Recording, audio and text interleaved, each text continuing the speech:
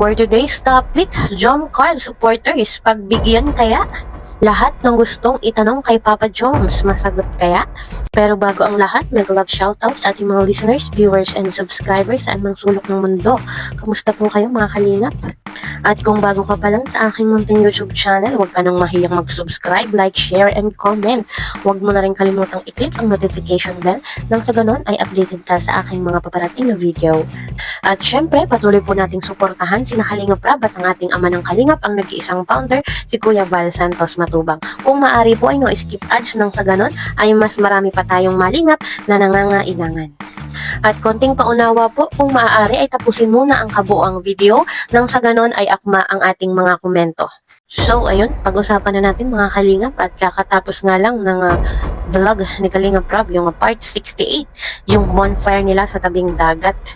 At doon nga ay nagkaroon ng pagkakataon itong si Papa Joms na mahalikan si Bibi Carla sa pisngi. Kung di nyo pa po napapanood ay pumunta na kayo sa channel ni Kalingap Rab at naandun po yung full video. At ngayon nga po dito sa amin ay maulan. So ngayon din yung ribbon cutting ng unang pabahay ni Papa Joms. At doon nga po sa last vlog ko ay nabanggit ko na parang 50-50 pa yung pag-attend ni Bibi Carla sa ribbon cutting ni Papa Joms. Bagamat nabanggit na rin naman ni Kalingap Rab na hindi makakasama si Carla, ay marami pa rin umaasa na sana ay makadalo siya at talagang maraming nag-aabang, lalo na at nandun din yung pamilya ni Papa Joms at talagang inaabangan yung pagmimit ng pamilya ni Papa Joms at itong si Bibi Carla.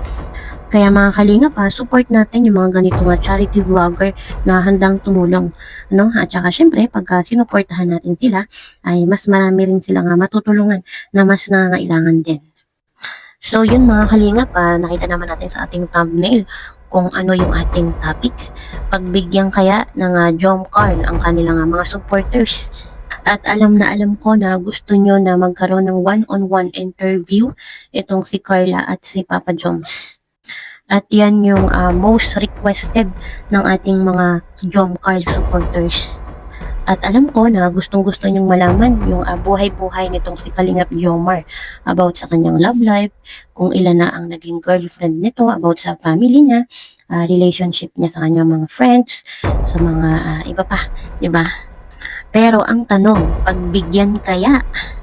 Bagamat nalinaw na rin naman niya ni Kalingap Jomar na single siya, wala siyang girlfriend, madami pa rin nag-aabang sa one-on-one interview ng Jom Carl.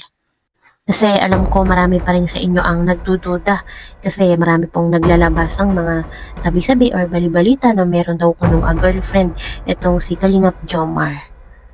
At syempre, nilinaw din naman niya ni Kalingap Rab na ang ating mga love team ay walang girlfriend or boyfriend. Lahat po yung mga yan ay single bago isabak sa mga love team. Syempre, aalamin yan mga Kalingap kasi baka may masaktan sila or masagasaan na tao, may masaktang damdamin, di ba?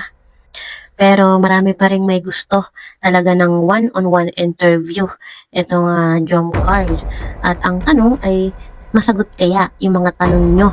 Ano po? Or sagutin kaya? Pero if ever masagot po yung mga tanong, ay issue na naman yan. Sigurado po yan. Pero bagamat maraming nagkikare kay Bibi Carla, ay marami din gustong alamin yung background ni Papa Joms. So, para sa akin din naman po, hindi naman yun masama na alamin din yung background nitong si Papa Joms.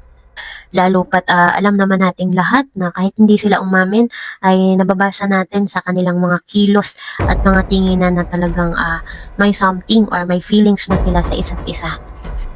Kaya ang tanong, pagbigyan kaya ang mga Jom Carl supporters? Masagot kaya yung mga tanong na gusto nyong mabigyan ng kasagutan?